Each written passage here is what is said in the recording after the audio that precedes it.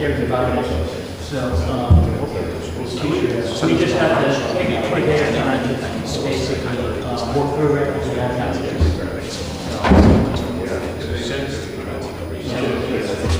Did you get a copy of the report? I did. Okay. I have some questions. Yeah, so I'll talk about it tonight. Okay. You can. Sure. Hi. Mike Kessler. Nice to meet you. Thank you.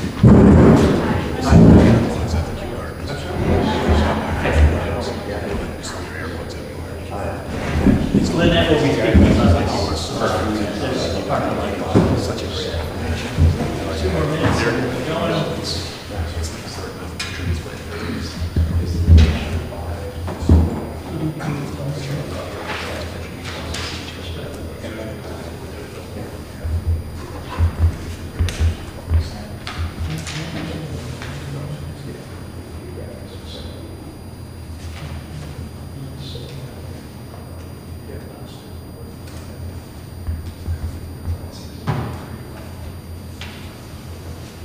All right, 7 o'clock.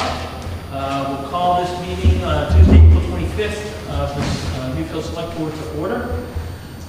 First item on the agenda will be the third hearing for the town landing ordinance change. There has been a proposed change to the town ordinances dealing with the town landing, adding the following language. Number 9. Any watercraft, kayak, canoe, dinghy, etc. left at the landing must have the owner's last name and phone number clearly written on it. Contact the landing overseer for more information, 603-772-507. This is the third public hearing, at which point the board will take a vote on whether to incorporate this into the town ordinances. Any questions, comments from the board itself? No. I will open it up for the general public. Any questions or comments from the general public about this ordinance change? Yes? Oh, no. Oh, no? You're good? All right, with that, I will close the public hearing. I will make a motion to accept the change to the town landing ordinances as written. Second by Hobie, all in favor? Aye. Great. 3 public hearings and that's done. Excellent. All right, first up on the agenda, Jeff, where'd Jeff go? Oh, there he is, Jeff Buxton. All right, Jeff. Good. You are here to speak on, I can't remember what I asked you. The request for a, Oh, for Darren, okay, yeah, this is in conjunction with Darren. Yes. So, if you can, briefly outline, the request was for what specifically? place of assembly permit for a function that Rockhurst Gardens is planned on putting on Mother's Day. I don't know, The Sunday or the Saturday? Saturday. Saturday before Mother's Day. before Mother's Day. Okay. Would be a catered event with alcohol. And I don't know, we haven't discussed anything further than that right now. So Yeah. we don't know how many people or anything like that. Derek, do you want to maybe describe for the board and the general public what sort of event you're anticipating? We're doing a general sale on Mother Nature's Japanese maples in particular because we did really well purchasing them last year. Oh, is this for the nursery items? And it's all discounts. So the event is to educate people a little bit about what we do for landscaping and our unique way of growing these plants, and then of course the sale of some of the plants. And the idea behind the caterer is, make sure everybody has a good time and has a reason to get to the nursery, even if they're not in the market to buy a nursery. One of the best ways to grow is to word of mouth. When people come, see what we went on, how we laid it out, how you can change your landscape with small changes and have what we consider artwork to your own side. It's really been eye-opening for a lot of people. So we have over 100 varieties of Japanese maples available, over 50 varieties of spruce available. Like, just a really neat way to show New Hampshire what's going on and what more you can do. So that's the purpose of it. So What are the hours that you're planning? I think we're going to do something like 9 to 3 or 9 to 4. We're going to keep it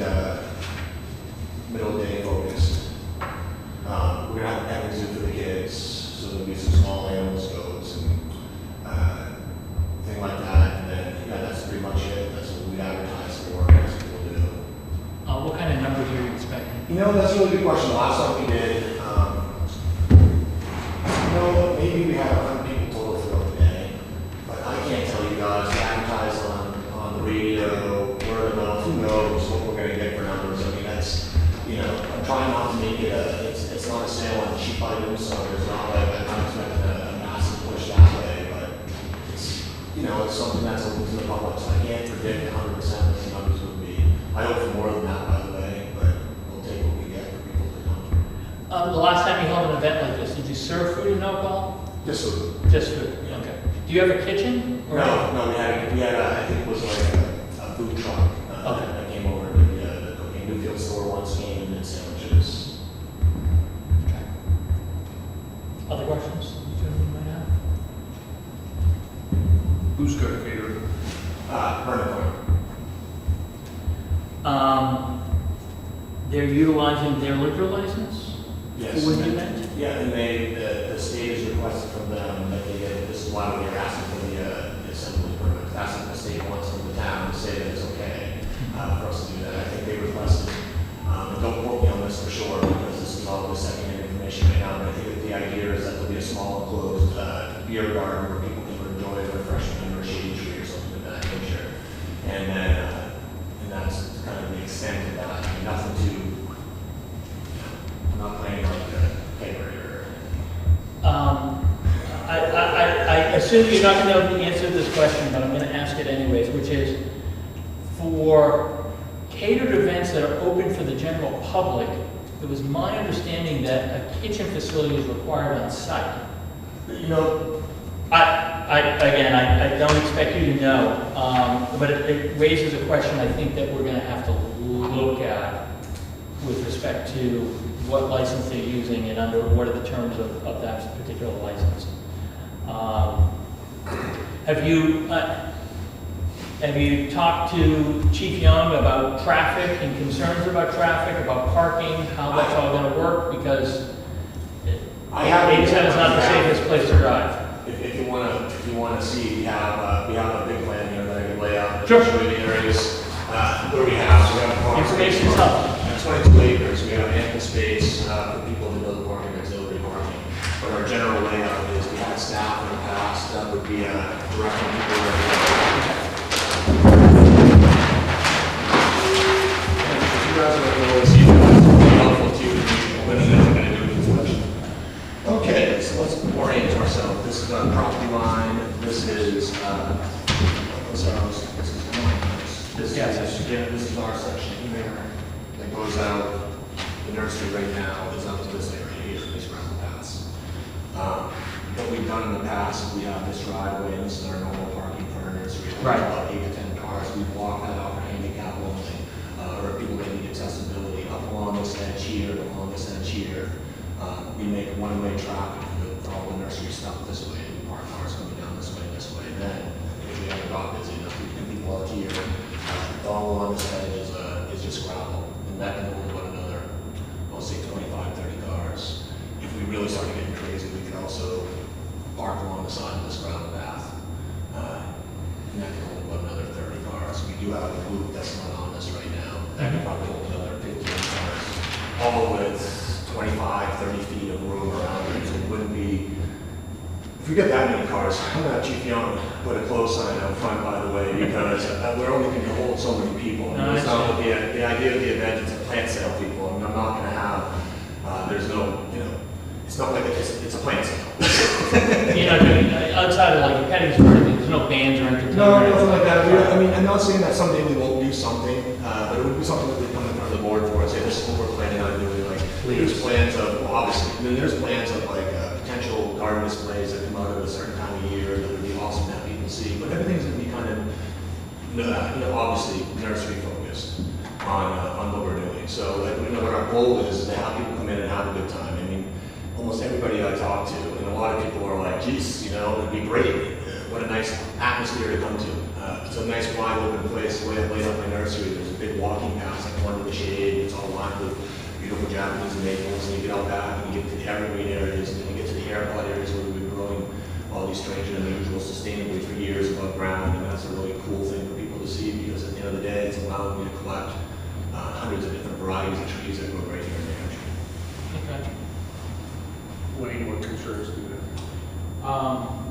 Never going through this before, my issue would be with the liquor license, what they require. I know, some things have been implemented in some other towns around here, such as Brentwood and Epping, the beer tent.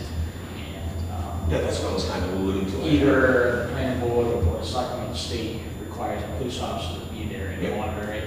That would be my only concern, is that, and make sure we're in compliance and make Well, sure. could we double dip a little bit on that in parking control? So like if the road was starting to get too busy, then that we have somebody on site that already paying for hours to be there?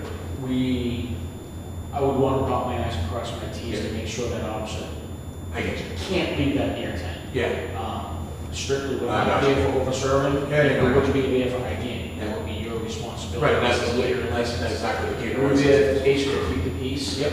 I would want to dot my i's and cross my t's, I wouldn't want a liability issue if the officer had to go out and direct traffic. Gotcha, and then somebody had to- I hear that, that would be my only concern. So what kind of scale would we be able to do on a beer tent? So there's going to be an economic feasibility question to everything we do in life, right? Because we are a business at the end of the day, and the idea here is for people to be able to make money. So if I'm paying whatever rate that you're charging, do we get to scale this tent up? Because I was thinking I was going to keep it fairly small, but if we're going to have to carry a bigger expense, then I think it's very, not on to say that we're going to have to, if we're going to do the alcohol, we'd have to advertise it, that'd be much bigger, So it's one of those, like I said, I was thinking small scale, and I don't know if this escalates it to something different. I don't know the answer to that. Yeah. I don't. I think a lot of it will come down to what are the terms and conditions of the use of this liquor license? Yeah. And I think we probably have to have a conversation with the Vernons and with the Liquor Commission to make sure everybody's on the same page about what is or is not allowed for this. Yeah. And I think that's going to be the critical issue that then determines whether this is can be sized up or not. I mean, look, I understand your argument about the economics. But, Sure. I mean, it's a feasibility question. but it's also saying we're turning this into a one-day bar as opposed to something that's basically providing you the opportunity to bring people into the nursery. One of the other options to something like this, by the way, is we could be doing like a ticket event for the beer garden. Everybody could get 2 tickets, so we wouldn't have the idea of a bar. Mhm. It's like we're all supposed to be able to be adults. We're all of age. As far as I knew, we were in a free country, so as long as people are being in control, I would think that it wouldn't be too much of a hassle in that kind of environment. And I think that would be reasonable for people. That would. Again, I think a lot of this falls under the terms of the liquor license and what the rules of that are. So we'll take it upon ourselves to do some homework over the next couple of days and as quickly as possible. Sure. And I assume that let's be clear, you're asking for this for Mother's Day. We're not talking about a rolling series of events here. We're doing everything I do. I think it's going to be coming. Every one I do is going to be individual Fine. in its own deal. Look, I appreciate you coming and talking ahead of time. I would also encourage you, if you think that this is going to become something different, go talk to the planning board. Please. I don't know what we've been on. I know you've been around town for quite some time. I get it, but I gotta ask Yeah. and make sure that we're all We're on the doing, same page. just so you know, like, this is an exploration, right? No, I get it. Once we figure out that this is going to become more of a destination, then I'm sure there's going to be some more engineering that goes involved in it. A lot of issues will then come into play. Chief, do you have other concerns about this? No, just understand if this tent erected, it has to be inspected. Yeah. That's state of New Hampshire. Yeah, obviously, we're not trying to Yeah, show exactly. something. Right, a few I months think ago. this is, the Vernon Farm also has a real vested interest to make sure that this is, done right, obviously, too. So we're all on, make sure. You're not thinking anything in any of the buildings? Nothing. That's just gonna be like, we've got this whole area right here, which is normally, has where we park our trucks, we'll move all those up, way up to the back field, and then that will be this open back area, is generally where we do like the little petting zoo, and that would be where I would think we would do beer tent, because it's wide open, it's up in the middle of everything, and easy to tent off. It's a big, wide open area, so I think, we can definitely make the traffic in this area can do the load area. Keep in mind that your tent company is responsible if they get it inspected. Sure. Stop. Yeah. That's Sure. right. It's fine. Right. It's there. You get paid them, they should know that it has to be inspected. So the majority of the event is going to be in that area In this there. area. Well, so Go back to the the parking. people walk, the parking area starts up here, and all of this area here, and a bunch of this here, development plans. So they'll all be kind of mingling down in this area. Like when we do the market event on my own, I always post something here because it's kind of a corner where you can go two-way traffic, and we should be aware of that, even though there's no space, but people are people. And then we always have people back to direct people which way to go. I mean, people get confused. I'm about to say. Oh, yeah. But I mean, like I said, I mean, we're not looking for a party atmosphere. We're not looking for, we just want to have, I'm really hoping mom comes, has a glass of wine, listens up, and leans on the husband a little extra hard. Other questions or concerns? All right, so what I will suggest is that the chief and I will look at the liquor license issue, and then presuming that we can come to an agreement on that, we'll see if we can't draft a letter that will work for passing it to the liquor commission. It's okay, unless you guys have any concerns. No, I mean, I support the ideas, but it's got to be by the numbers. Yep. Yeah, no, it's fine. Like I said, I have no issues with it. That's why we're here. If we can't pull this off at this point in time, I have another event that I usually do in the fall where we have mountain bikers come, specializes there. We do another end of the season fit. Maybe we work towards that goal. At the end of the day, just as a town resident, so you know, I think it would be nice to have places where we could go and have a good time. Yeah. You know, so I mean, like, I understand we all got to work together on these things, but this place is, when you see it laid out, you'll see why. I think it's really special. So. Okay. Thank you. Thanks. Yeah, no problem. All right. Well, that will roll into our next item on the agenda. So we're going to talk about the Wright property, and we have somebody here from, Jeff's here from the Conservation Commission, and Lynette Bath is here from the Trust for Public Land. So with that, Lynette or Derek, who would like to kind of kick this off? Lynette? Yeah, I can start. So again, my name is Lynette Batt, and I work with Trust for Public Land. So I'll start with just a really quick background on me and who Trust for Public Land is, and then get into this proposed project. So Trust for Public Land is a national nonprofit organization that protects land for public use and public access.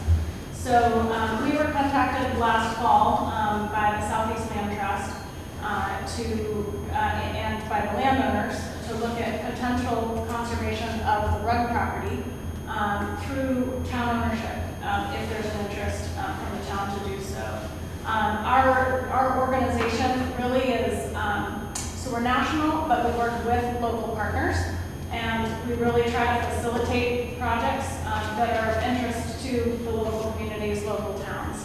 So we don't end up holding land or conservation easements, but rather we're a partner to help facilitate land and conservation to be held by our local partners. So I am actually based in Western Maine, and I cover projects across Western Maine as well as all throughout New Hampshire. Trust for Public Land has been working in New Hampshire for about 30 years. We've conserved about 265,000 acres across dozens of projects. So we have a strong foothold in New Hampshire and have worked in partnership with Southeast Land Trust and others right here around Newfields. So the last project we did in Newfields was actually the Piscasset Greenway, which I'm sure many of you are familiar with, that was completed back in 2006. So what I'm here to talk to you about tonight is potential, again, town purchase and conservation of about 150 acres of the Rugg property. And that would be really for public access and recreation. As I'm sure many of you know, there's quite a significant existing trail system on that property that's already used by the public. It's generously opened by the Ruggs for that public use. It's not public land right now. It's not town land. So the question is, would the town have an interest in purchasing it so that it's town-owned land? We're not talking about a conservation easement. It would be town-owned land, unencumbered by a conservation easement, but for that purpose of public recreation and trail use. So that's kind of the overview. The purpose of me talking with you tonight is I wanted to brief the board and start the conversation about what is the town's interest in this. Is the town interested? How interested? What might this look like as we move forward?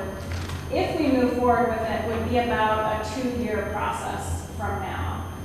So we would be looking at, Trust for Public Land would be managing the project, and we, again, would manage kind of the real estate transaction part to to make it really easy for the town to acquire the land. We would be the leads on grant applications, so we've identified 4 public grant opportunities that would help bring the price tag down. These 2 of them are state grants and 2 of them are federal grants. And then the other big source of funding that we would be looking at is a potential bond from the town, similar to what was done in 2006. We don't have an appraisal yet for the property. We're working on it. We hope to have an appraisal potentially in June, and if not, at least by September is when we would have a better understanding of what the value of the property is and what kind of numbers we're looking at in terms of overall budget, the new fields portion of the budget, and then the new fields portion of that budget that would be a town bond versus grant public sources. So I should have mentioned the property, as I'm sure many of you or everyone here likely knows, is divided between the town of Newfields and the town of Exeter. So this would be kind of a 2-part project, and we also need to talk with Exeter about their interest. So it's 150 acres total, about 100 acres of it is in Newfields, and about 50 acres of it is in Exeter. We're looking at this as a community forest, or in addition to the existing town forest, to inland acres. The community forest model, and Trust for Public Land has done dozens of community forests across New England. It's similar to a town forest, with the added element of the community really has input into the decision making on what kind of public uses are allowed, what type of recreation, trail management and maintenance, parking access, all of that. So if we proceeded with this, we would love to do a series of public meetings, both at the beginning phase to assess the town's interest and see if the town wants to move forward. Then subsequently, if the town is interested and it's looking like they'd like to move forward, then it would be more of a planning process for how the management of the trails might look over the long term. So that's kind of the framing. I'll pause there and see if there are any questions. Any questions from the general public? Maybe just one quick comment. Sean McGowan, for those of you who I don't know. I've been involved in the community forest projects in Bethel, Maine for a number of years. I'm actually a board member of the community forest in the group. In that case, the town didn't want to take it on, so we formed a nonprofit organization, or already have it in fact, and we oversee the forest. So I've had a chance to participate in the whole process from community planning through the ongoing stewardship, and would make myself a resource for the community to share any experiences that we've learned. And my group would also be very happy to help out and advise any of the experiences we had if the town decided to go this way. So I just wanted to make that available as an opportunity. Thank you. Super appreciate that. And to tag on to that, so Trust for Public Land has partnered with Inland Woods and Trails, this organization, on community forests in Maine. In fact, we're working on one right now in Rumford, Maine, that's a very similar model. So it's great to have you locally as a resource. So I would just add, so there's about, how many miles of trails would you guys say are on the property? 6 to 8? More. More on the property itself? Well, just the Fort Rock network, which goes into that. No, I know the network, yeah. We're what you think maybe it's at 700 acres, we're 150 of that. If there's Yeah. 50 miles, so 12, 15 miles. I'd say 12 to 15. 12 to 15, yeah, so really extensive trail. So about 50 miles trail network total in the Fort Rock system, and so that's a 3-town forest area, and then associated other conserved lands, and 12 to 15 on this property. And I think, to me, what's significant about this, again, is that the trail system's there. People are using it. It's a really awesome resource for the community. What happens, I think the question becomes, if it's not protected, the family is looking at their various options for long-term plans for the property, and development is on the table. It's not the preferred option. But they have a development plan for the property that they put together that's conceptual at this point, that's been presented to the town. And so really a driving force behind why now on conserving, or rather the town purchasing this property for public trails would be because they're kind of at the stage of planning and And so if it's not purchased by the town and kind of turned into town forest, there's a reasonably good chance that they would be looking at the other option of selling it for development. So that's kind of the outline here. And again, I just want to emphasize our organization, Trust for Public Land, works with our local partners. We ourselves don't have priority areas that we want to see conserved, where our priorities are really driven by local priorities.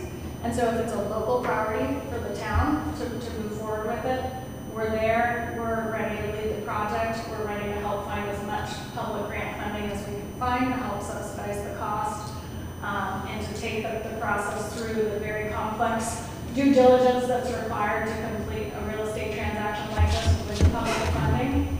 If the town decides this isn't for us, for whatever reason, we're not here to really push that. So it's we're here to facilitate what that local interest is.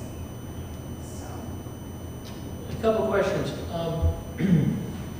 I assume that this is not an all or nothing in the sense of obviously Exeter is going to have to do something with the portion that's in Exeter, and that if we chose to go ahead and Exeter did not, does that complicate this in some way? Especially because I would imagine if we go forward with this, there's no real access to the Exeter portion of the property, is there? That's right. Okay. I would think, just to answer the question, I think it would be a joint effort town. We would get the will of this town. The next stop would be Exeter to find out what their will is. If everybody says, yeah, this is what we want to do, we would proceed together. Okay. So you're right, it's going to be, and that's why I think something's important. Land trust, it's complicated, and it's not going to be, it's a two-land portion. Yeah, it's not so interesting. And the critical distinction between this and the Greenway is that this is actually the town who's going to be the underlying owner of this. Correct. And again, to your point, we get to have input on how the property gets used in terms of the recreation aspects. I assume that, there will be some responsibility on management, but I assume we'll work or come up with arrangements with some of the local groups that currently manage it. You're not out there cutting the trails, I'll believe you. So I mean, in that sense, it's going to be a different relationship than with respect to the Greenway. Very much so. The town will have to recognize that. Yeah. Okay. And on the management and maintenance side, so this is just the very beginning of this discussion, to brief the board and the town and start the conversation. And then we'd love to have kind of a series of more concentrated discussions in the different areas of interest. One of those, of course, is the management and maintenance. And right now, to the very generous volunteer support of the Fort Rock Riders mountain biking group, those trails are maintained entirely by volunteers. New trails have been built, drainage, bridges, all of that. So part of the planning process would be what's the future of that? Is the group Fort Rock Riders interested in continuing that maintenance? What would be the town's obligation? So all of that would be explored and figured out. Great. Other questions?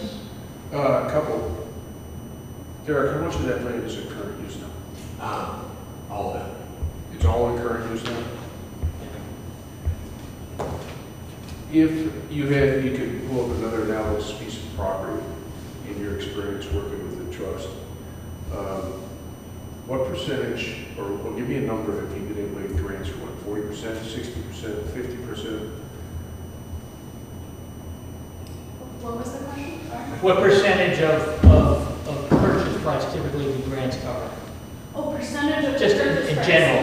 So if you had an analogous piece of property, about the same acreage size, ballpark. Yeah, it's tough. There's not an in general. What I can give you is an actual number for this that we've budgeted out very preliminarily. There's of the 4 grants that we're looking at, the maximum grant request, if we were to get full funding across those 4, is $2.1 million. So what percentage of that is how much of that is out of the total purchase price is to be determined based on the appraisal. And you said the appraisal will be done sometime in the summer to fall? Potentially in June, at least by September. Okay. Yeah. So is your grant, so going back to, so your grant history on previous pieces of property, you're able to get 40%, 50%? Is there any a percentage that you can apply as a rule of thumb? There's not, just because there's literally dozens of different grants, and it depends on what the value of the property is. So there's some grants that are better fit for certain projects. Totally understand. Yeah, so for, sometimes we get up to 75% would be the grant funded amount. Other times it's, 30% or less, yeah. Mike? This is helpful. Any other comments from the general public? Yes. Quick question, what makes this different than going to Southeast Land Trust? Like what they did with the Wisconsin Greenway? Why is this Are you asking different? why town ownership here? Why wouldn't we go the Southeast, the Wisconsin Greenway approach? I can answer this question. Sure. Well, let me just, I'll just throw out, so first of all, Southeast Land Trust is a partner in the project. They would be a supporting partner. We would be the lead on the transaction. In this case, because there's other town land next door, it makes sense for it to be expansions of that town forest and owned by the town. I don't believe Southeast Land Trust has an interest in owning the land, and I know they don't have an interest in holding conservation easement on it. So just because that is a town ownership and trying to have continuity of management and land ownership, it makes sense for it to go to the town. And then also the grant sources that we've identified would support the actual purchase of the land by the town as opposed to a conservation easement. There's at least two of the sources that wouldn't support a conservation easement. And to some extent, there is an advantage here for the town in that the town underlying ownership and management, the town will end up having more say in ensuring public access to the property on a go-forward basis. We'd have more say over the rules of the property than, let's say, that we do with the Greenway, where, the conservation easement and Seldes is managing that property directly. Now, with that will probably come some responsibility of management, but again, to the point right now, depending on how we work out the arrangement, it sounds like, we try to work something out where the burden to the town isn't overly different than, the burden right now, which is essentially zero right now since it's on private property. I'm not saying it will be zero, but I would suggest that perhaps it can be managed in a way where the town has oversight over that property, and we're still working with local partners to do the actual management. I know it's early in the process, but I suspect that question might. Oh, it's a great question. No doubt not. And I would think that what I would suggest is, to your point, Lynette, what we should do is look to schedule a series of town discussions. And I can certainly work with John Hayden and maybe have John Hayden oversee those. He does a great job with our town meeting and deliberative sessions. And maybe work with the Conservation Commission and Derek and the Trust for Public Land to identify over the series of, let's say, 2 or 3 meetings, what are the topics for those meetings? So, the meetings don't go astray and we cover everything in inch deep, and instead go into specific topics about what the process is, what are the costs and benefits for the town, if we do this, what does it mean about the school or town services? Certainly management and liability, town role would be one. I would suggest we'll try to come up with a schedule for that so that over the next several months, the town can start to understand this. And to some extent, since, my guess is not, a lot of the town is aware of this, although hopefully more of the town is aware now, we start to get a sense of whether the town wants to run down this road or not. It's possible the town doesn't want to. It's possible the town does. I think that these hearings will certainly provide feedback to us as members of the board, who has to then deal with this in terms of a budget and a warrant article, as well as to the Trust for Public Lands as to, the town is really interested in doing this. It's something we want to work with them to move forward, or doesn't seem like there's a whole lot of appetite for the town to do this, and they can figure out what they want to do, so. That's what I would suggest that we probably look at. Lynette, what are the windows for some of these support grants that you've identified as far as time frame? Yeah, good question. So, and I have a draft timeline that I can also bring to the next meeting or send them afterwards. So we're looking at about a 2-year process from now for funding. There's a couple of grant applications that are actually coming up in May and June. A handful of those are pre-applications with the full applications due in the fall. One is a full application in June. So if we move forward with those, we would be looking at applying to one of those grants, the full application in June, and then getting funding later in the fall. But they all have a very generous, 2 to 3 years to close, so it should be fine for our time frame. The rest of the grants we'd be looking at next year, applying between the spring, the early to late spring, and then finding out about the grants in the fall of 2024, late fall of 2024. So with the town being a anchor source of funding in this, the town bond being a potentially anchor source, we would want to look at the March budget meeting to propose that. So that's why we're kind of starting this conversation now. Are there cutoff dates for this one in June before you have to apply and initiate the paperwork with the continued thought process in mind that the town may or may not want to proceed for? Absolutely. So we can, so the pre-applications are easy because they're non-committal. I mean, the application is non-committal because if we get into September, they'll be reviewing applications through October. So if we got into September and our appraisal wasn't until September and the town, appraisal didn't come out, or town opted not to move forward, we could pull the application. The pre-applications are just that, so they're not committing, and the full applications for 2 of those would be in the fall. So we could make a decision kind of in May if we wanted to on the full application due in June. It wouldn't require a commitment from the town. That we could say that the town is interested in have interest in this, is, supportive of exploring it, and have a very basic letter of support from the town that wouldn't be a commitment for the town. So I think if the town is comfortable with that level of commitment, we can move forward with the June application for one of the sources. If not, or various other factors that we're considering, we can hold that grant until next year and still be within our window of close in the first quarter of 2025. So we can hold on kind of formal, full public applications in June and just submit 2 of the pre-applications, or we can proceed with that one if the town feels comfortable with kind of a general letter of support. Is the one in June a federal or a state grant? A state. A state. Yeah.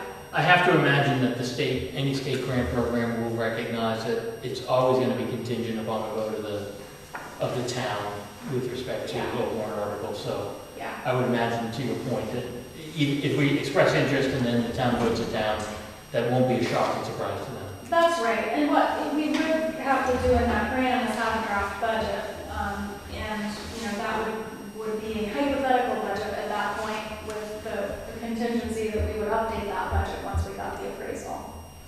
So. Do these funds disappear? Like if you're applying for, say, scholarship fund, you have a certain date and then the funds have to be reauthorized and reapproved for dispersion. Do these funds, is there a well of funds that are available, or is it they cancel it after a certain calendar period, or how does that work? Good question. All of the 4 sources that we're proposing are annual opportunities. This is a particularly good year for a few of them to apply to, or for one of them. The Community Forest Program, so one of the sources is the U.S. Forest Service Community Forest Program. They recently got a fairly large slug of money beyond what the typical annual amount is.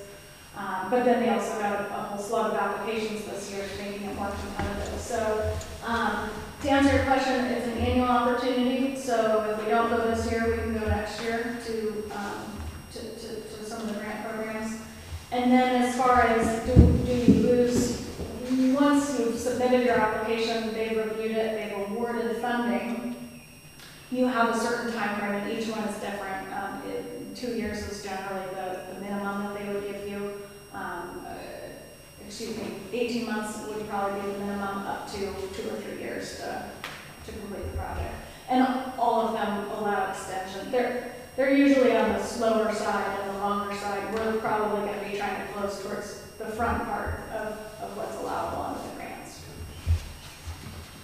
Does the fact that some of the land is in Exeter impact any of the grants or how things are looked at? Yeah, that's a great question. So we are proposing right now to have one of the grants apply to the Exeter portion. So Exeter's about, I can't remember if I said this, Newfields is, yeah, I did 100 acres, about 70%. Yep. Exeter's 30%. Whether or not that translates into, we have a total value of the 150 acres, is the Newfields value 70% of that? That will be up to the appraiser to decide kind of that allocation. But so right now we're proposing 3 of the grants apply to Newfields and 1 of the grants applies to Exeter. Hypothetical, if we decided to go ahead with this and Exeter did not, and you received all 4 grants, could you apply all 4 to Newfields? Potentially we could make that switch, yeah. Pure hypothetical. And to your question about are these, is it all or none, or if the Exeter portion didn't want to move forward, really kind of up to the landowners on are they willing to sell a portion or another. Certainly the grant application is much stronger to have it be a larger project, because while 150 acres in a community here with the extent of trails that it has is a very significant asset in the context of national or even regional grants, it's a fairly small acreage, so we want kind of everything that we can get to make the best case possible. As far as the closing, do they have to happen, concurrently? We'll have to further explore that, and the goal would be to close to the same time. But yeah, one other aspect that I didn't mention is a proposed new parking area. So I think that's a big benefit of this project. So the current parking, as I understand it, there's a handful of parking areas to to Exeter's town forest to the south and to Oaklands. And then there's 1 parking area to the Newfields town forest, Inland Acres. And those are pretty small parking areas and often overflowing. So we'd be proposing making another parking area off of Piscassic Road that would support access from the north.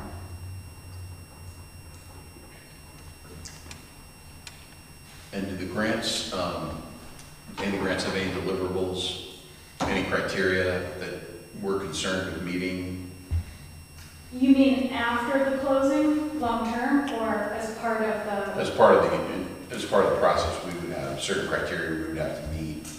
Yes. And are any of those criteria a concern to you guys? Or? Shouldn't be a concern, but it's definitely a process. I don't want to, say it's very easy. It's a quite rigorous process, which is where we come into play in managing that process. A lot of it's down to due diligence. So title review, survey, appraisal, and environmental, kind of the 4 big parts of due diligence. And so that package of all those 4 elements has to go to all of the agencies, so all 4 different agencies, and they all have to have independent review processes. The appraisal, so we didn't talk much about that. The appraisal would need, because we're proposing 2 federal funding sources, it needs to be a very rigorous appraisal that meets what's called Yellow Book standards, which is basically the federal standards for appraisals. It's a book about this fat with yellow covers, so we call it the Yellow Book. So there's a small number of appraisers that kind of meet that criteria and are certified to do Yellow Book appraisals. We work with them a lot. So that's kind of the level of appraisal that we would have, and it would be done by an independent appraiser. And then it would in fact be reviewed by another review appraiser in order to get approved. So probably the appraisal, or almost definitely the appraisal, will be a 2-part process. We'll get this initial appraisal, and then because we're 2 years out, or at the time of the appraisal, a year and a half out from close. The appraisals are generally good for about a year. So we will need to get it reappraised, ideally by the same appraiser, with a consistency of value, but we'll get 2 appraisals in order to close. Yes. If I could just make a comment on trail management. Yes. My name is Toby Furden, I'm actually an Exeter resident. But over the past 4 or 5 years, I started a Facebook group called Fort Rock Riders. It's now about just shy of 1,700 members, mostly mountain bikers and mostly based in this area, Seacoast and southern New Hampshire. Fort Rock has grown to be a really popular destination for mountain biking, and there's a lot of energy and a lot of commitment by those riders to the trail network. So over those past 4 or 5 years, we've worked with the town of Exeter and all of the major private landowners that are part of the system, and really kind of developed a good relationship, and that includes working with the Rugg family on their property. So I think that obviously this can evolve a little bit as the town, as this land is transferred to the towns, but we've had a really good working relationship, and I think that that has benefited most trail users. We've added trail signage that have all come from funding by the riders, not from the town of Exeter or from any other private landowner. And we've also worked to update the mapping. Fort Rock is notorious for being a little bit complicated to navigate, and the new trails that makes it even more complicated. But we've worked with the both fire departments and the police departments to kind of work on an available map that's up to date, so that if there is a need to get onto the property for any emergency issue, that there's a good map. I have PBR figured out, but that's about it.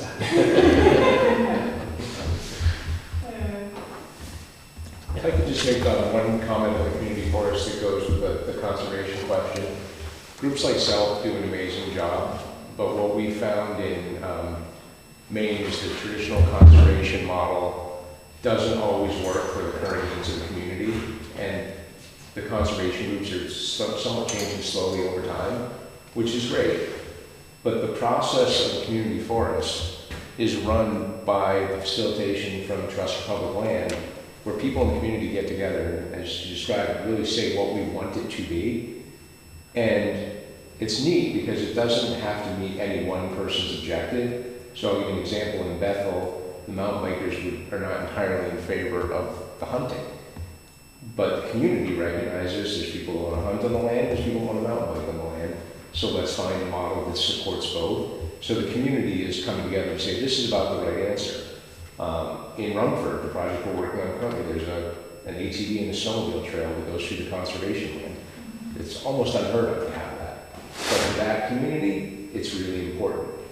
And a conservation group would struggle with that because they might have more rigid rules, where community forest, self-described by the community for the community, can meet all of our objectives. And that's why this is such a killer model, from my experience, and one that we should really take a look at.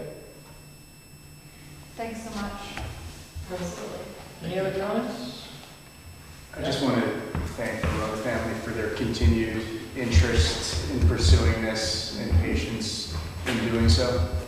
I think it's important and it's appreciated.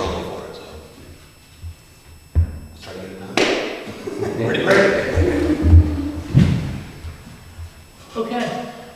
Well, thank you very much, Linda. Appreciate it. Thank you, Derek. Everybody who's participated. I think what I'll do is I'll reach out to John Hayden, start to look at timing for some meetings, and I'll reach out to Lynette and talk to Jeff and others about some of the critical issues, and we'll try to put the schedule together in short order so that everybody's aware of it as much as possible, and we can get some feedback from the community. Okay, thank you very much. Thank you. All right. Some discussion now. Items on the agenda. Paving. Brian, how are you?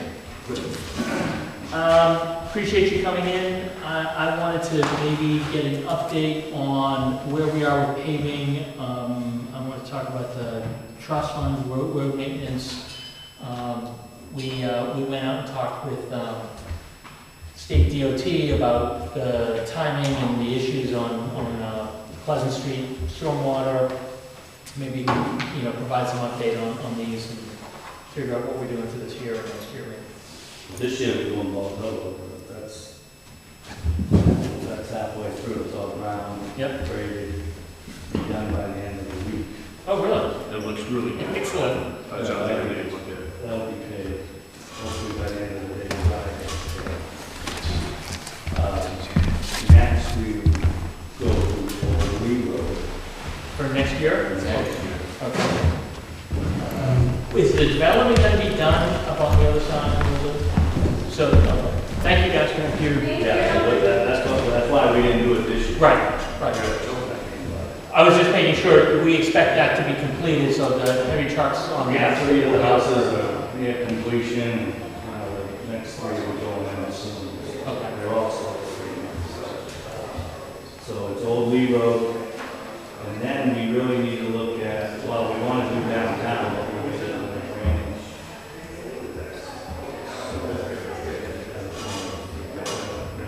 Presumably, as soon as we get confirmation on the drainage, we'll make that a priority in the schedule. Okay. But Old Lee Road will be next. How long, what distance do we need to do on the loop? I would say pretty much Meadow Road to the end. Because we've done from we did from 87 to Meadow. We did that. Right, so it's going to be metal all the way back up to the new market edge. Yeah, actually, yeah. What's the distance on I know, I meant to look it up. I have it, but It's it's gotta be, mile? I don't think it's quite a mile. I think A it's, little under? yeah, just under. Okay. So I know Bald Hill Road was 4,600 feet.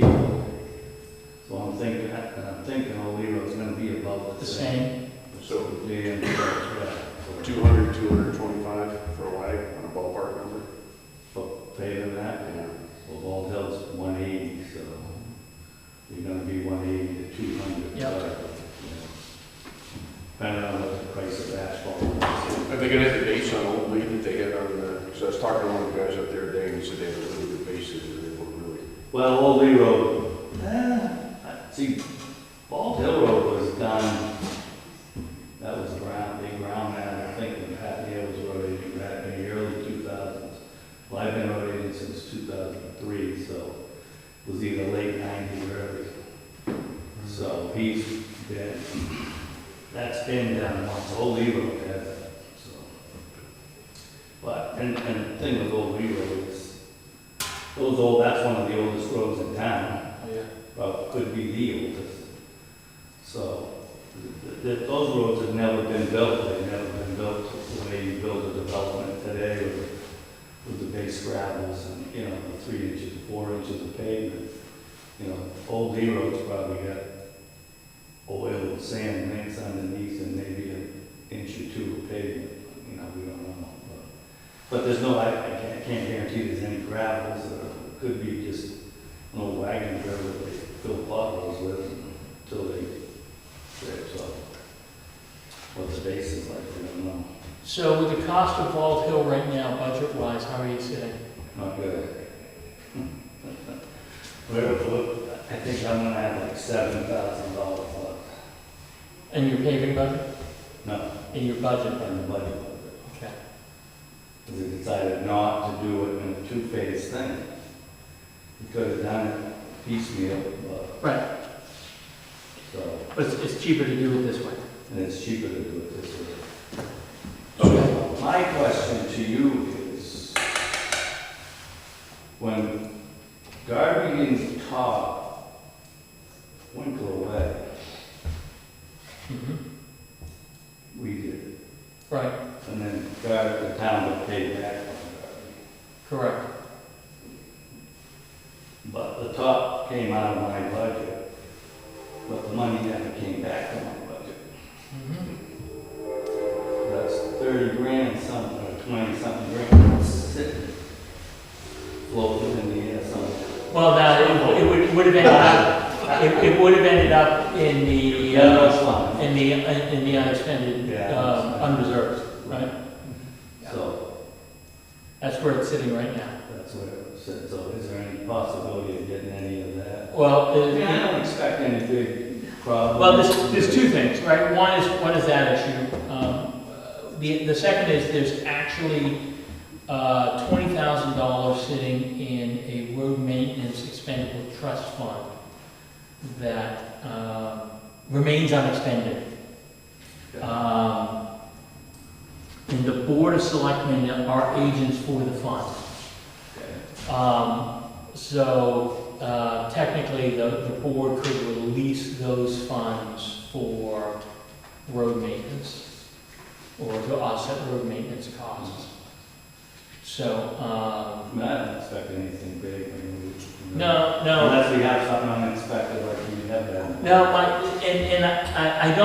I don't have, again, the whole argument here is completing Bald Hill in one swoop saves the town money over the long run, as opposed to doing it piecemeal. Not only does it save us money, it saves us time. Yep. Because we're so far behind. Yep. And, I mean, we've got, the big issue is we have Oldie Road, the Pleasant. Bassett Pleasant, Bassett Lane from 87. The first section they did, phase 1 of Deer Trees. Yep. That section's bad. And the problem with that is that hasn't had anything done to it since the developers paved it. In the 90s? In the late 90s. I mean, it's, you know. So, It's a rough shape. yeah, so now we have, you know, you have, Finn, Deer Trees. Yep. Hayden Drive, you have that whole. But not only that, now you go across 87 and you have Partridge Hill. It's the same thing, Partridge Hill, High Rock, that has, and that was done late 90s, maybe early 2000. And those have been neglected too. So we really need to think, I mean, next year alone, our paving budget isn't enough to do Old Lee Road. So either we have to do that in 2 pieces, or we have to come up with more money to. But it also then becomes a time issue, right? We're pushing the schedule. Then we're just pushing. Yep. You know, back in the, must have been early, right when we did a paving. Schedule. We did a 20-year paving schedule, the budget committee. We were supposed to hit, we were supposed to hit like every road, no, we were supposed to do a mile road every 15 to 17 years. Yep. And we're on, I mean, in the past, we've been doing like 3,500. Right. You know, we've been falling. Because for paving, back then it was $32 a ton, now it's $85 or $90 a ton, so. It's The price differential is what pushed us Right. well off that schedule. Right. Yeah. But we've been doing more of the grind, more of the replanting that we really, never really, but what we started budgeting for a few years ago, when we got up to 150,000 or whatever, so. So I don't have a problem with the idea of actually dedicating more funds, whether through the trust fund, whether going through the reserve. I think the critical issue here is in order to comply with the state budget rules, we can't just spend, because at the end of the day, we have to keep to the bottom line of the budget. Yeah. If we spend, even if we take money out of the trust fund, it's going to apply against My budget. not your budget, the town bottom line budget, okay? So, let me think about how we might be able to comply with the law and still get you the funds necessary to do the work that I think everybody in town knows you have to do. Yeah. What it may boil down to is holding a special town meeting so that we can allocate another $20,000, $30,000, $40,000 for I mean, really, unless the something happens. road maintenance. We don't, I mean, really all we have is some. Yep. Toll path. It's not a question of us having the dollars and cents Right. available. Right. It's a question of doing it and staying within the you know, what we're authorized to do on state statutes. So, I think it's doable. It's just figuring out what are the easiest steps to do it, so to speak. So. All right. Yeah. Questions, other comments? You said the paving on Old Lee, that was done long ago, wasn't done correctly? Well, no, it was just old fat, it was just the old way. I mean, the standards have changed. Yeah. The standards have changed. Years ago, when I was running in the 80s, Yeah. back in the 80s, we did oil and sand. I mean, you sprayed oil and then you took your winter sander and you just sprayed sand over it. And that was what you did for your road. You didn't do 2.5 inches of binder Right. and an inch and a half of top. So you're gonna be doing that this time going through? No. So no, you're not fixing it? No, he's got to upgrade it. They're just saying that Old Lee Road hasn't had An upgrade. an upgrade like we've done now, the Bald Hill Road, Oaklands Road, Halls Mill Road, some of Old Lee Road. We've done all of Meadow, all of Evergreen. So a lot of the stuff downtown. Hemlock got all done, right? What's that? Hemlock. Hemlock, yeah. Meadow Road. Dixon and Old Lee. Dixon. Dixon and Old Lee. Dixon and Old Lee have all been Yep. reclaimed, Yep. repaved. Yep. So, I mean, we're. It's really, at this point, It's just- only some of the pleasant portion inside Yeah, that's downtown, and then the 90s developments need to now go back. But the problem is, a lot of them have gone so long now, you can't just put an inch and a half of pavement over them because the cracks are just gonna come right Open out. 3 or 4 years, so That's kind of where I was going. you gotta go into the whole, Yeah, just reclaim. the whole other process, which is probably twice the money. And then you start all over. Then you start all over. You mean this doesn't go away? It doesn't go away. Nothing goes away. Michael, I think the only thing I'd like to throw in there is when we start doing the budget this fall, it would look hard to figure out a way to try and get. Well, you have to, if we're gonna, and I can give you a number on all the, because I have the measurements. But, I mean, we want to do Old Lee Road in one shot, right? I mean, it's probably gonna be upwards, pretty close to 200. And I was, in addition to that, I was thinking, looking at the mindset of saying, how can we explore this so we're starting to play catch up to what we've been putting off, rather than That's- fall. that's the Start thing. thinking about catching up again. we need to, 100,000, 150,000 doesn't go very far Anymore. nowadays. Nope. Okay. All right. Thanks, Brian. Appreciate it. Do some homework. We'll get back to you about what we need to do. Next item up on the agenda, the Gerards and Selt. I talked to Linda and Mark. They were unable to attend today. As you guys may know, the Gerards own the property that has the access road to, that's from where it is to off of Baldwin. Right? One of the reasons is where they are on that corner with large trucks, the timber trucks, lumber trucks coming out of there. It's quite dangerous. Having the access to Bald Hill Road would certainly be a lot safer. And obviously, from the Gerard's perspective, not having them drive in between their garage and their home is desirable. What the Gerards were looking for was an interest by the town in at least expressing the town's support for moving the access. There's no financial commitment here, just the town recognizes some of these issues and thinks that moving it over to Bald Hill Road would be a better solution than off of Piscassic. So I certainly think it's something I would support, but I'm curious if the board has questions or... I actually attended that meeting, and I remember listening to them, and I think they had offered up to fix part of the...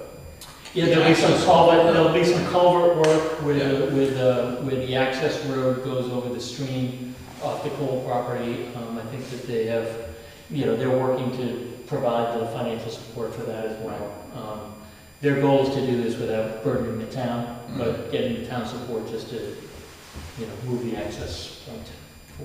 for the, I went out and met with Mark today for about a half an hour. We walked out through there, and they gave me all that, and I fully support that effort and initiative to move that access over to the current. They said they'd cover the road, the culvert, the survey, to shut that. yeah, I think their interest is to figure out the way to get it done, and hopefully South will, see the value in moving it and help move the process along as opposed to impeding. All right, I'll make a motion for the town to draft a letter in support of moving access to the Piscassic Greenway, road access from Piscassic Road over to Baltic Road. I'll second it. Second, all in favor? Aye. Aye. Great, thank you. I'll work that and I'll circulate a draft of that. All right. Main Street pedestrian crossing. Hobie, you wanted this on the agenda? Yeah, just, I talked to Wayne, we've got some background on the state aspect of this for grant. You want to share that? Yeah, I originally approached the state over a year ago, and I saw some concerns up on 87 by the school. Learned pretty quickly that it wasn't going to happen just because of some engineering and stuff like that. And obviously, 87 got paid last year. For us to use the beacon signs up there in the state on 87, it's going to require some engineering and some work from the school. So my plan is to go to the school board, address some stuff, and it's up to them of what they want to do. So I did some preliminary stuff on that end, but with everything, a couple of board meetings ago, some speed and crosswalk issues were brought up at a meeting. I readdressed this and looked into some things. Obviously, the beacon signs is a wide variety of different options. Most common ones around here are the ones in downtown Newmarket and the ones over in Exeter. That's more of the high scale, high-end ones. There's grants out there, but obviously the grants would not be applied for until next year, so it's something that we probably wouldn't even get until 2025. If the beacon signs have a data mechanism to them, State Highway Safety would pick up 75% of the cost of the signs and any data that goes along with that. So would the data be speed? Would the data be the number of times the buttons push across the road? We're dealing with a vendor now that we got our signboards, and we're trying to work with that. That is a 75-25 match. If New Hampshire Highway Safety grants that to us, that's something that we could probably get this summer or the fall. But it just doesn't happen overnight. This is something that the board would have to agree to. Is it something that we want to have input from residents that live on Main Street? It does require the state and the town to come up with an agreement, because we would be responsible not only cost, but the maintenance and stuff like that.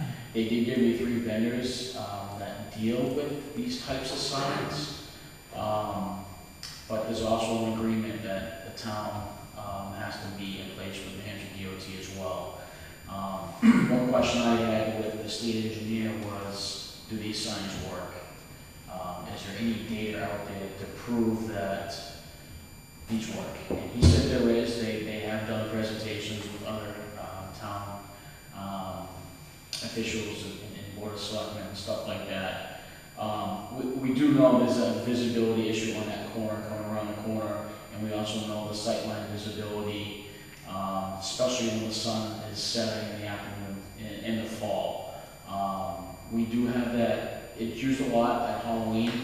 How many people use that? I know it's used in the morning by anywhere between 5 and 10 students that walk from the village area down here up to the school, because we cross them in the afternoon at both the school and Main Street.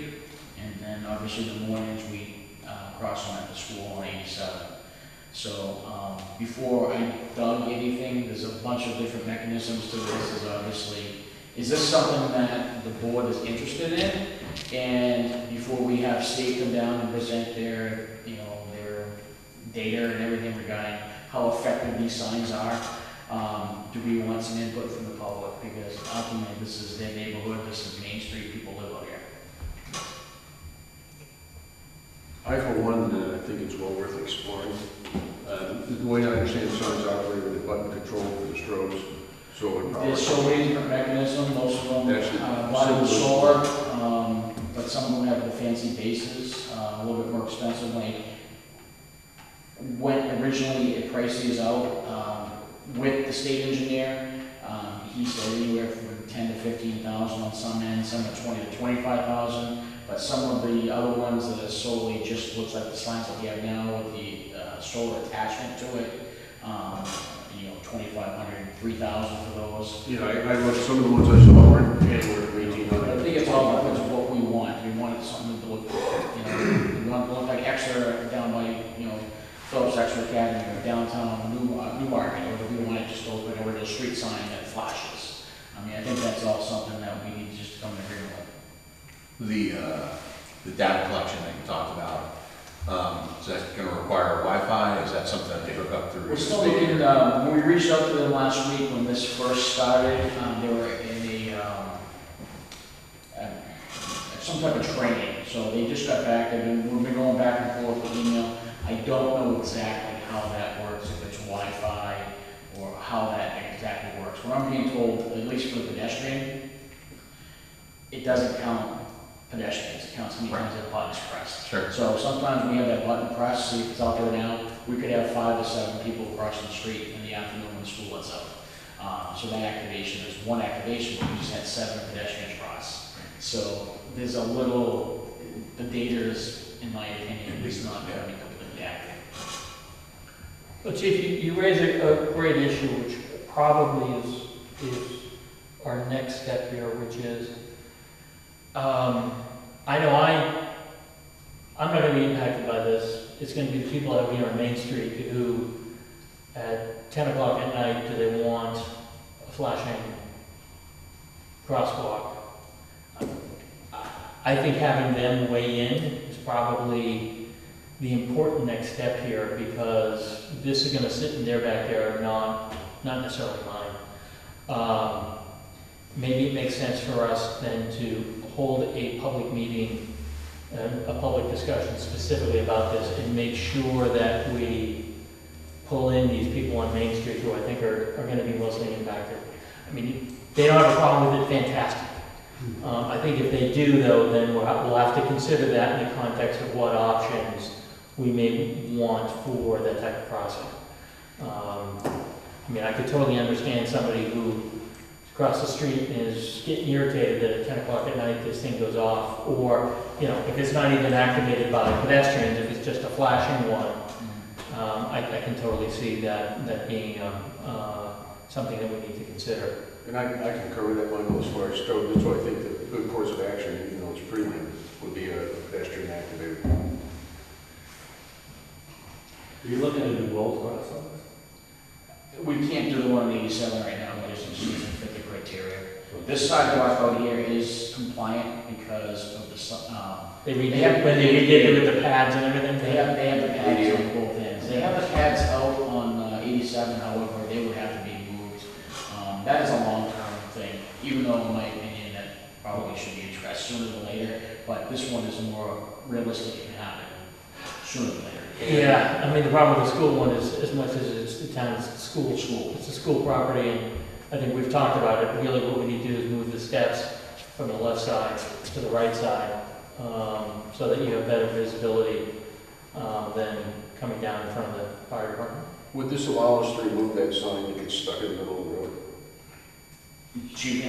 You know that sign we put in the middle of the road that needs to be pulled down one time? We haven't used those because, Well, I mean, this would basically this would get rid of white, that, yeah. so we wouldn't have to deal with that aggravation. We haven't been dealing with that because they're broken down, they're falling down, people are hitting them. Honestly, this is something that would be more expensive, but there would be no dodging traffic, taking those in and out in between snow and ice storms and stuff like that. All right, well, we'll try to put something on the agenda and contact the residents of Main Street. Did you want representative from the state here in case the residents have any questions for him? Yeah, I mean, let's figure out timing of this, and, you know, I think making sure that they participate is really the one major important thing. We can always have them back, you know, just getting their feedback about their desire for this and what their concerns are, is priority one. Having the you know, somebody from DOT here, if we can do that, great. But if we can't, we'll just get them back in here at some point. All right, great. Town hall fence replacement. Hobie, you brought this up, and I think certainly it's something that we've talked about when we were out looking at the rain garden issues. It's certainly something we're considering. I think the priority is to try to get those rain gardens in, and at that point in time, evaluate how to basically redo. Clean up the river. Yeah, and working with the garden club and figuring out, okay, from a fencing standpoint, I mean, that fence is clearly falling apart. And, you know, we want to do something about it, but I think we want to do it in the context of making the decisions after we get that rain garden in and see, you know, from a drainage standpoint and from a, you know, landscaping standpoint, how best to address this. And I met with Bill Reserve the other day to talk about the drain coming off the roof for the garden in regards to the sidewalk there. So we've got that. Yeah, and yeah, we talked about that when we were here with the DOT and talking about the rain gardens, how when the sidewalk gets done, we're going to make sure that the pipe gets laid once so that we don't have to rip up sidewalk a second time when they do the rain garden. So we'll get, you know, whatever it is, you know, a 4 or 6 inch pipe that will be able to carry the water from this side of the roof across to the rain garden. And they're cutting in, the folks doing the sidewalk are cutting in the. Yeah, Bill Reserve had already talked about that. Exactly. I'm sorry, Brian, you were going to say something? Just to say, you're gonna look at it if you're gonna put a fence. Yeah, we're talking about it back here too. The Yeah. snow removal and everything. I mean, part of the question is, do we even need fencing down? by You the- need to use cut bunches of trees. What's that? You need to eliminate kind of on trees. But is there a requirement for us to have fencing here on the driveway here? I mean, I would imagine that, don't know, but, you know, they probably just put it in around the portion of the property. I mean, if we redo that fence, I could imagine us getting rid of this, because from a snow clearing standpoint, Yeah. with another fence there, it's just gonna run into the same problem. Yeah, exactly. How far does the property go back?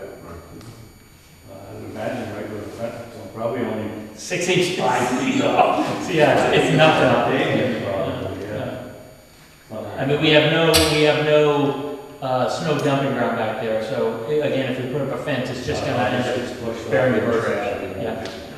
Unless we bucket it all up.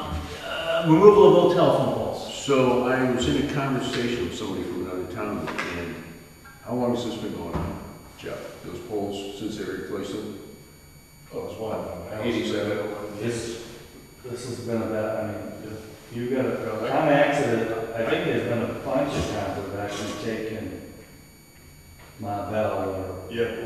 Whose poles are they? Are they Eversources or AT&T's? They're gonna be Marvell's. Consolidated. Yeah, consolidated now, these two. So, I think there's a dozen towns that have lawsuit against them, trying to get them, and, I mean, the Public Utilities Commission should be able to say, take your damn poles down.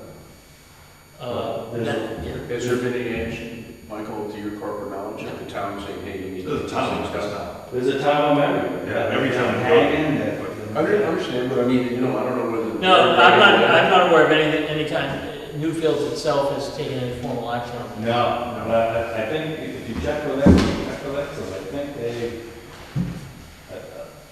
I think I saw somebody said there was a dozen or more towns that. Michael, if you want, I'll make some liaison. If you wanna ask Exeter, I'll reach out to the PUC. I know the commission's there, and I'll find out if there's any formal process at the PUC. If you wanna find out. Are they still taxed on the? On what? On the poles? Here in town? Yeah. Oh, yeah. Oh, yeah. So the county is triple the taxes, double the taxes. Actually, that's a great question to ask the PUC, because if the pole is here, And then we they're tax both it. being- And they're both being used. Right. They're doing it. Well, they're both being used, so in most places, you got two poles. So you got the Eversource ones and then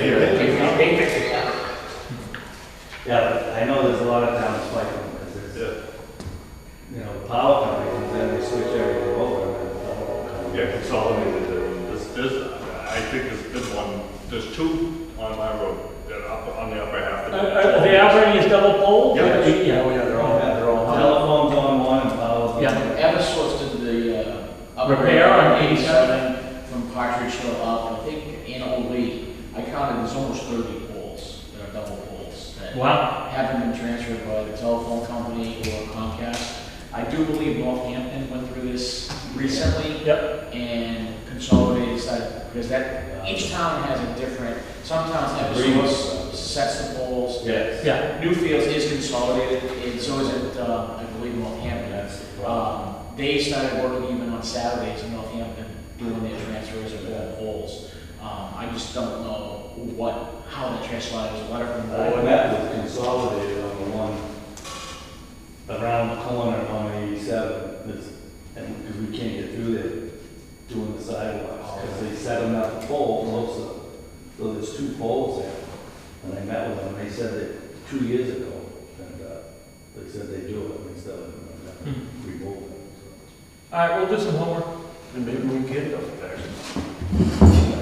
That would, trust me, incentivize them to remove the poles. Pretty darn quick. I know it's been an issue. All right, moving to some paperwork. So we have two requests for solar exemptions. One for 80 Main Street, one for 24 Pleasant Street. If you guys want to review those. The amounts are indicated on page 2, which provides exemption from property tax for that.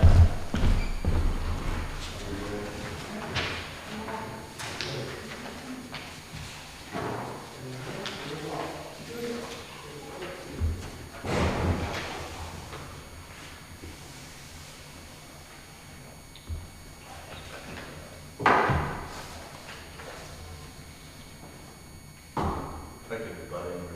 I have one thing. Absolutely. One thing I want to talk about. I didn't know if you were just telling me one, no? I don't One know. thing I wanted to bring up, Go ahead. early, it comes up every year, and you usually send it to me and I get a copy of it. The fireworks in the town of Newfields. Fireworks? Yeah. So they're really pushing, the fire marshal is really pushing for every town to at least address it. Okay, so we are listed right now there is nothing in the town of Newfields for fireworks, so that means they're fine. Okay, you can do it. A lot of the towns have an ordinance where, they're allowed, or they're not allowed. Right. They're allowed with a permit. So, so it's something to think about, that's all. I have no siding one way or the other, but they're just asking, they're really trying to. So they want us to go through a process to either affirm, it's basically enact an ordinance allowing or not allowing it, as a formal policy of Yep. town? Okay, great, well, Just something to think about in your spare time. yeah. But they're really, as I say, they're really pushing for it now. They just don't want them open, they don't want them open, we're not the only town. They don't want any of the towns not to have addressed it. Right, Great, and we have not addressed that. that's fine. I got something for Jeff. If Um, I may, sir. Go ahead. When we met with you and Public Safety and Emergency Response, we talked about developing a town evacuation protocol to get online. We're looking at it. It's being addressed. Okay. It's still gonna be, That's all, sort of follow. I don't blame this one. Okay, so we have two applications for solar exemptions. Any questions, comments by any board members? No. No? I'll make the same comment I make every time it's come up. Many years ago, the town adopted an ordinance that that indicated that the town did not support tax exemptions if they were net metered and exporting their power for sale back to the utilities, basically as a double dip. It's under, that provision still hasn't been withdrawn.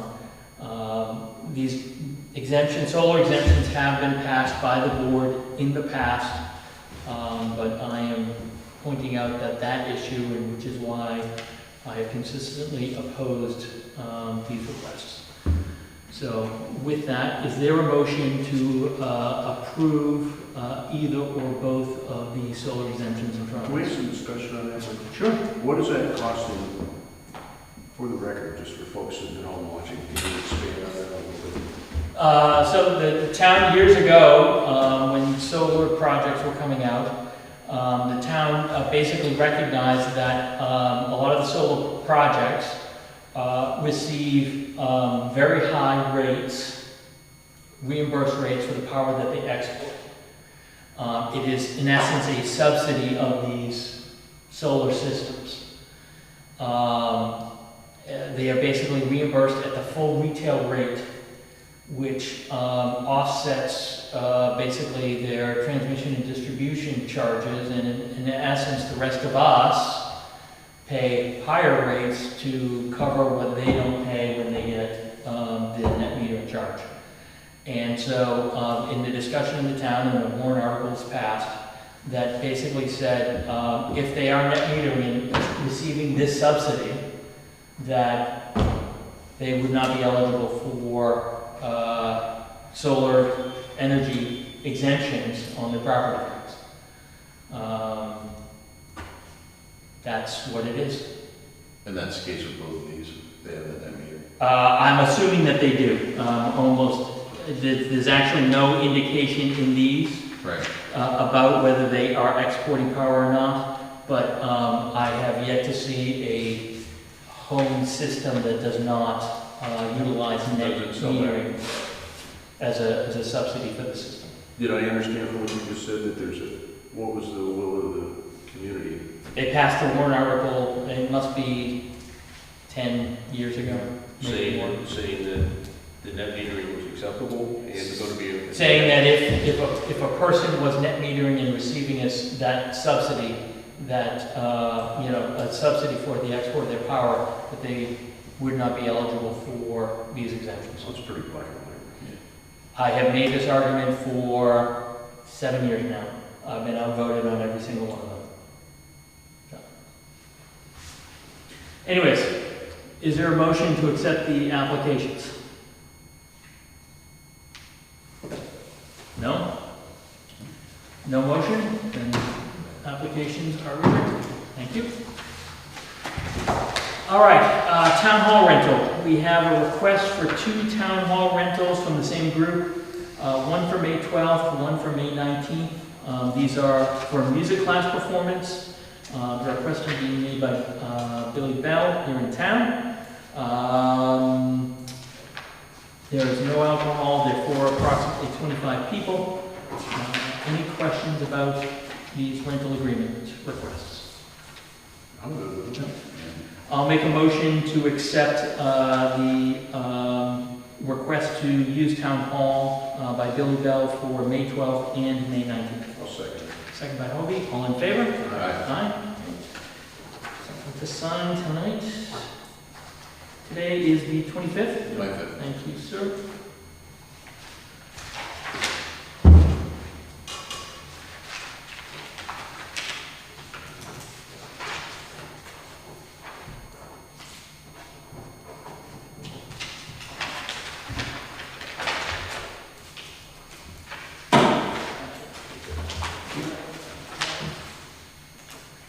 Okay. Citizens Bank.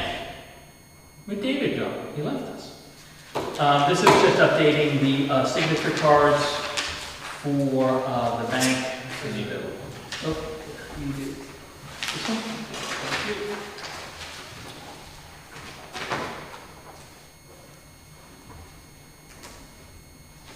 This one we're going to authorize signatory to the accounts.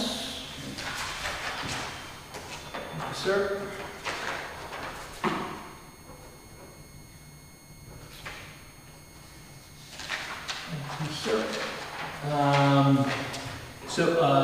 Dragon Mosquito, you have in front of you, more for informative purposes only. Dragon Mosquito applied for the special permit for mosquito control in town. Take a look at it. If you have questions, we certainly can address them at the next meeting. This is the permit that will be in place for activities this summer. This is the same every year. Every year they make an application for the permit. Yeah. I don't have enough knowledge to identify specifically because they have to name all the potential chemicals that they use. Right. Go through it. I mean, seriously, if you have questions, Sure. they identify sites in here somewhere. Can I see it in the back? And section 9 as well. So take a look Okay. if you have questions, and we can certainly address them, or if need be, bring them in. Prior meeting minutes, we have minutes from Tuesday, April 11th. If you want to take a look at those.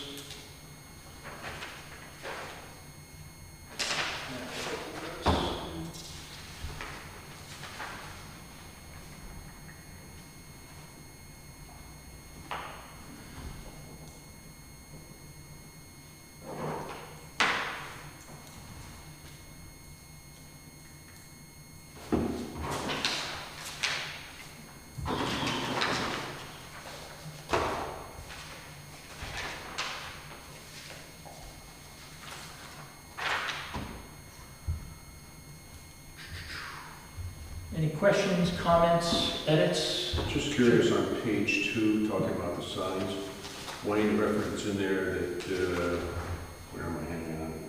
Fourth paragraph from the bottom, crosswalk similar to Newmarket would cost upward of $25K. I believe I said that at the meeting, that some of the costs is up to $25,000. I don't have the minutes in front of me, so I don't know exactly. Yeah, no, that's It what. says to purchase electronic crosswalk similar to Newmarket would cost upwards of $25,000. Yeah, I think that's what the state court is. Any other comments or changes? Do we address the cemetery landscaper? So the cemetery trustees actually met this evening Yeah. to talk about that, and they're working to identify that. It's really their daily work. They review the budget. They know that they've been working to do that. So I know that it's being worked on. Okay. All right, I'll make a motion to approve the minutes for Tuesday, April 11th, 2023 as drafted. All in favor? Aye. Great, thank you. So we voted on the MS 232. That was approved, I think, at the last meeting. I'm not sure. A couple meetings ago, wasn't it? Yeah, I'm not sure why that's on there now. Any other issues? Anything on sheriff's sale? Yep. So the sheriff's sale is moving forward. It's been, the sheriff, I believe, has posted now for the sheriff's auction of the Hazel property. There was somebody in town who reached out to me, and I actually directed them to the sheriff. It was before the sheriff notice came out. But it looks like sometime in the next couple of weeks that auction will take place on the Hazel property. So Maybe by the end of May? I think it is. I think it's mid-May is what it's scheduled for, if I remember correctly. I'll look at the information, and I'll just email you guys as an informative of that. But it looks like that will move forward in a timely manner at this point. Exactly what comes back will be dependent on the auction itself and addressing all the legal issues associated with the distribution proceeds. Any other matters that you guys have that you want to bring before the board right now? Schedule. So yeah, let's look at May, look at May for meetings. Calendar. My only non-availability is the 9th. May. The 9th is a no-go? Yes, sir. Okay. How about for you, Mike? Bad dates, good dates? I'm in Philadelphia all next week. I'm in San Francisco the following week. So, So I'll be back the 15th and the rest of the week. Okay. Good. so let's look at the 16th then, Yeah. and let's do the 30th. I know that it's immediately following Memorial Day, but Yeah. I don't want to go too long without some meetings here. And then, as I said before, with respect to dates, so the 16th, 5:16 and 5:30. I will also, I'll reach out to John Hayden and talk to the land trust about, I would think that we'd want to do one meeting before people leave for school for June to start talking about the Rug property, Mhm. and then a couple more to address the additional issues, maybe in late June or July. If we need be, we can always have another meeting in the fall, but hopefully cover the bulk of the issues before. I'd rather do that than trying to cram 3 meetings in the fall while we're doing our budget. I think that would probably be best. September was the tentative, For the appraisal, right. So I think after the appraisal comes back, we may want to do one more meeting. But if we do some of the informative sessions about what this looks like, you know, what it might mean for the town, responsibilities, structure, and everything else, Yeah. then we can get into the nitty-gritty once the appraisal comes in. So I had the conservation meeting on Monday? last week. You know, we talked about rugs, we talked about River Family Farm. My question is, how will all the information come together on matters like that? When we have issues that we've got the zoning planning board addressing as one, conservation committees addressing others, basically all the same issue. How's that information flowing to us? Yeah. And how are we packaging that, I guess? So, I think two different things. One is with respect to the Vernons, a lot of the information has been coming either to zoning, to planning, to Yeah. conservation, to this board. Yeah. And most of that gets funneled back to basically Derek Durbin, our legal counsel, who has taken the lead on this, especially on concerns that were made over the course of the discussions with the Vernons about the way that some of the town bodies were handling the issue. Yeah. And in order to alleviate those concerns, we've been running everything through Derek. Okay. He has been managing and coordinating with fire chief, police, state agencies, liquor commission, DOT about a variety of these issues. So that's really been the coordinating aspect of that. I think if you have questions, concerns, talk directly to Derek about it. Okay. Reach out to him, he's available, and he'll be able to give you updates as you need them. With respect to the Rug property, I think that will be different in that we'll have the series of meetings, basically public discussions about the property. That seems a little more straightforward.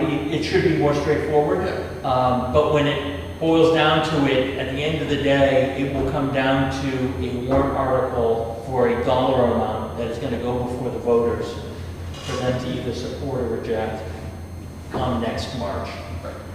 So it's more straightforward in that aspect. Okay. And I think the issues will be really in those public hearings. If we need to, as we said, another public hearing in the fall, and then it will be part of the budget discussion in our fall meetings. Okay. So there should be ample opportunity for the general public to weigh in about both the structure, process, roles and responsibilities, liabilities, as well as the fiscal impacts in the fall. Sure. Anything else? No? All right, I'll make a motion to adjourn this meeting at 8:37 PM. second. Second by Hobie, all in favor? Aye. Aye. Great, thank you very much. I'm sorry. Life will- Where should I find identification for our still passed? Old Town Reports. They'll have it out there. All the warrant articles are in Town Reports, so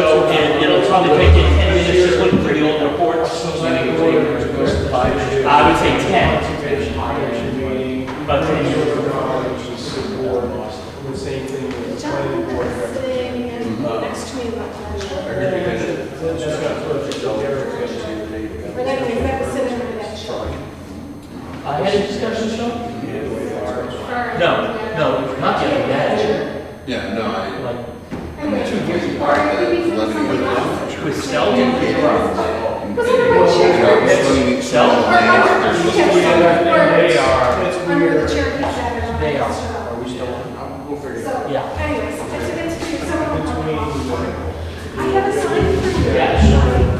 When you were over, I found. Well, thank you, So, Yes, it has I went to been. grab She it. worked. I'll drop it off. Okay. I've ordered that equipment, I'm just waiting for it to come in. But I'll I know there's a lot of people around town about it, and I just want we to just make sure. received information I got a good, yesterday about their schedule. what's that? I haven't looked I at think it was it. the first thing we really fixed all the family farms. A vertical time schedule. So, but I'll talk to you about that, I'll send you emails. Is that? Involved in So, this is an ongoing issue. everything else. The NRCS As far as some of their social media. has indicated that based upon a survey they did, that at the far end of the wall, that the stone wall, the DOT property is not the border of the easement.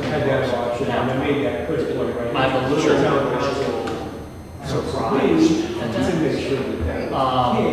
And I think there are going to be questions asked about that. But I read the meeting minutes, it looked clear. currently, DOT is working under that declaration by NRCS Very much so. that the stone wall is not on the easement plan. Therefore, they can break the stone wall. So our legal counsel is looking at it, it's an ongoing issue, but that seems to be the way that they're trying to get around the easement line. Yes. So, another question I One of have the is, reading through these people minutes sitting on and not being able to change